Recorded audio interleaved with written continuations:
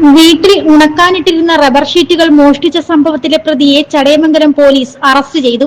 കഴിഞ്ഞ ദിവസം രാത്രിയിലാണ് എലിക്കുന്നാമുകൾ സ്വദേശിയായ 59 വയസ്സുള്ള മുഹമ്മദ് റാസി ഷീറ്റുകൾ മോഷ്ടിച്ചത്. 3 വർഷം മുൻപ് വയോധികയുടെ മാല മോഷ്ടിച്ച കേസിലെ പ്രതി കൂടിയാണ് പിടിയിലായ മുഹമ്മദ് റാസി.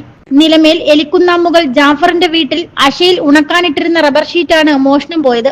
മോഷണ വിവരം മനസ്സിലാക്കിയ വീട്ടുകാർ പിറ്റേ ദിവസം ഉച്ചയോടെ നിലമേൽ വെള്ളാംപാറയിലുള്ള റബ്ബർ ഷീറ്റ് കടയിൽ അന്വേഷണം നടത്താനെത്തിയ റബ്ബർ ഷീറ്റുമായി മുഹമ്മദ് റാസിയെ കൈയോടെ പിടികൂടുകയായിരുന്നു. തുടർന്ന് ചടയമംഗലം പോലീസിൽ വിവരമറിയിപ്പിക്കുകയും ചടയമംഗലം പോലീസ് എത്തി മുഹമ്മദ് റാസിയെയും ഷീറ്റ് കൊണ്ടുവരാൻ ഉപയോഗിച്ച ഇരുചക്ര വാഹനവും കസ്റ്റഡിയിലെടുത്തു.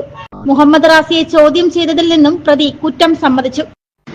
പ്രതി 2022 മീൻ വ്യാപാരം നടത്തിവരുന്ന കാലയളവിൽ ഇയാളും മറ്റൊരു സുഹൃത്തും ചേർന്ന് ചടയമംഗലം പോരേടത്തുള്ള 82 വയസ്സുള്ള വൃദ്ധയുടെ വീട്ടിലെ വൈദ്യുതി ബന്ധം വിച്ഛേദിച്ചതിനു ശേഷം വയോധികയെ മർദ്ദിച്ച് സ്വർണമാല മോഷ്ടിച്ച് കടന്നുകളഞ്ഞ കേസിലെ പ്രതി കൂടിയാണ്.